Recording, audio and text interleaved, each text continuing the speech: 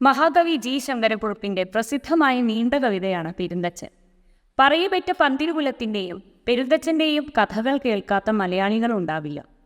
അമ്പലത്തിലെ താഴികക്കുടം പണിയുന്നതിനിടയിൽ അബദ്ധത്തിൽ ഉളി പെരുന്തച്ചന്റെ കയ്യിൽ നിന്ന് വീണുപോവുകയും അത് താഴെ പണിതുകൊണ്ടിരിക്കുന്ന സ്വന്തം മകന്റെ കഴുത്തു ഛേദിക്കുകയും ചെയ്ത കഥ പ്രസിദ്ധമാണല്ലോ.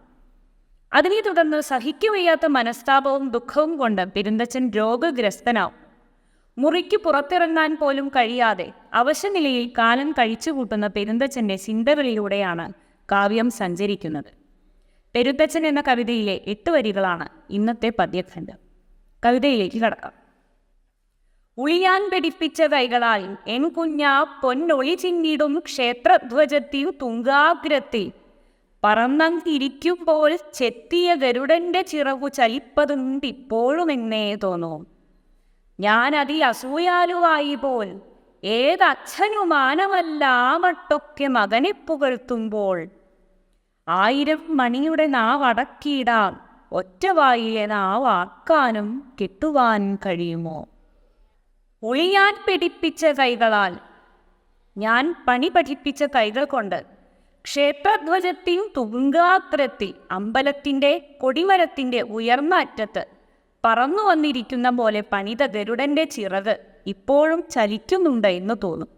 അത്ര പൂർണ്ണതയുണ്ട് ആ ശില്പത്തിന് എന്നർത്ഥം. ഏതച്ഛനാണ് മകനെ ഇത്തരത്തിലൊക്കെ പുകഴ്ത്തുമ്പോൾ അഭിമാനം തോന്നാതിരിക്കുക? എന്നാൽ എനിക്ക് അതിൽ അസൂയ തോന്നി എന്ന ചിലരൊക്കെ പറഞ്ഞു. 1000 മണികളെ നിശബ്ദമാക്കാം, എന്നാൽ ഒരാളുടെ നാവ് ആർക്കെങ്കിലും കിട്ടിയിടാനാവുമോ? കവിത ചൊല്ലുന്നത് ഡോക്ടർ ലക്ഷ്മിദാസ്.